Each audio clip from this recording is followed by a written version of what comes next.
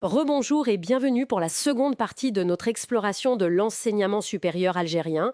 On continue de s'appuyer sur l'analyse très fine d'Abdelmalek Bekouche. Rappelons qu'il est professeur émérite, ancien recteur, bref, une voix qui compte sur ce sujet. Exactement. La dernière fois, on a posé les bases, la fondation, la croissance. Aujourd'hui, on va regarder de plus près la dynamique plus récente, comment c'est géré et les valeurs derrière tout ça. On y va? Allons-y. Et un point clé chez Bécouche, c'est que cette évolution, elle n'est pas juste une ligne droite. Pas du tout. Elle est plus complexe, plutôt cyclique, en fait. Ah oui, cyclique. C'est-à-dire que le système ne s'épuise pas forcément après une phase. C'est ça. Une phase de transformation, par exemple, peut tout à fait relancer un nouveau cycle. C'est ce qu'il appelle la résilience institutionnelle. La capacité non seulement à encaisser les chocs, mais surtout à apprendre à se réinventer. D'accord. Chaque cycle est différent, bien sûr, influencé par le contexte. Pensez à l'impact de l'IA aujourd'hui par rapport à il y a 10 ans. Ça demande une gouvernance bah, très réactive, quoi. Alors, si on récapitule vite fait les phases vues par l'auteur, fondation dans les années 60-70, croissance jusque dans les années 2000, puis la structuration, après 2004 avec le LMD, Oui. et puis une période de stagnation vers la fin des années 2010, et maintenant, on serait où selon lui? Alors, depuis 2020 à peu près, il identifie une phase de transformation. C'est vraiment ça le mot-clé. Transformation. Concrètement? On voit des réformes assez marquantes, hein. Le passage progressif à l'anglais dans certaines filières, l'accélération du numérique, de l'e-learning, une volonté aussi de mieux coller aux besoins de l'économie, de nouveaux partenariats, notamment en Afrique, en Asie. L'idée, c'est que l'université devienne vraiment un acteur de l'économie de la connaissance. Logique. Et j'imagine que ça bouscule la façon de gérer les universités, le management, tout ça. Ah oui, complètement. Au début, c'était très centralisé. Puis, avec la phase de structuration, on a vu émerger, disons, une gouvernance plus mixte.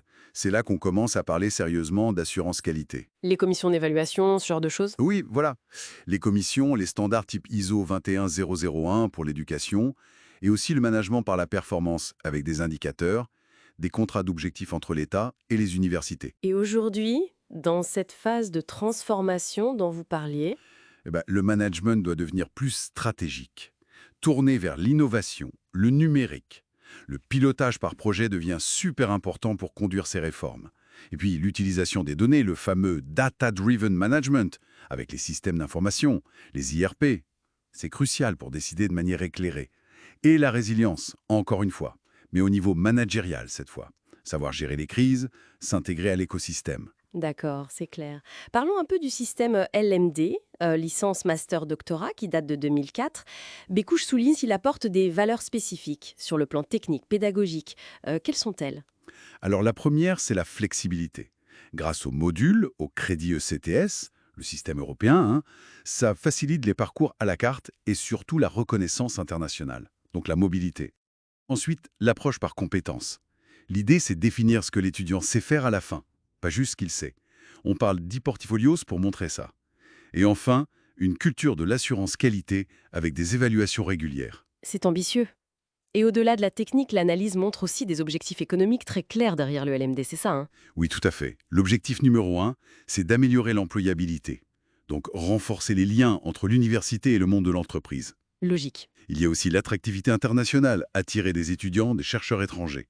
Et puis, stimuler l'innovation, le transfert de technologies, la création de start-up issues de la recherche universitaire, les fameuses spin-off. Sans oublier l'optimisation des coûts grâce à la modularité et la compétitivité régionale en créant des pôles d'excellence des clusters. On voit bien le lien, hein, la standardisation technique aide l'attractivité économique. Exactement. Mais attention, l'analyse pointe aussi les défis, hein. L'équilibre délicat entre standardiser et innover, entre former pour un métier et faire de la recherche fondamentale. Et puis, le risque de fracture numérique, s'assurer que tout le monde suit. Donc, si on essaye de synthétiser cette analyse de Bécouche, l'enseignement supérieur algérien est vraiment à un tournant. Son avenir dépend beaucoup de ses interactions avec tout son environnement et d'une gouvernance qui voit le système comme un tout. C'est tout à fait ça. Il faut transformer l'université en un vrai pôle d'innovation. Installer durablement cette culture de la qualité, donner plus d'autonomie réelle aux établissements et s'attaquer aux inégalités.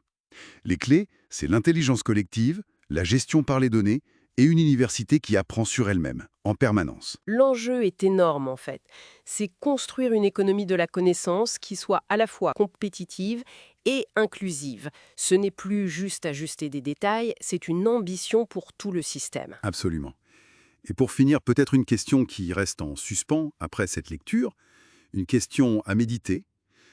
Au moment où l'Algérie adopte des standards internationaux, où elle s'ouvre au monde, ce qui est logique, hein, comment peut-elle en même temps préserver, valoriser ses propres spécificités, ses richesses culturelles, linguistiques au sein de l'université?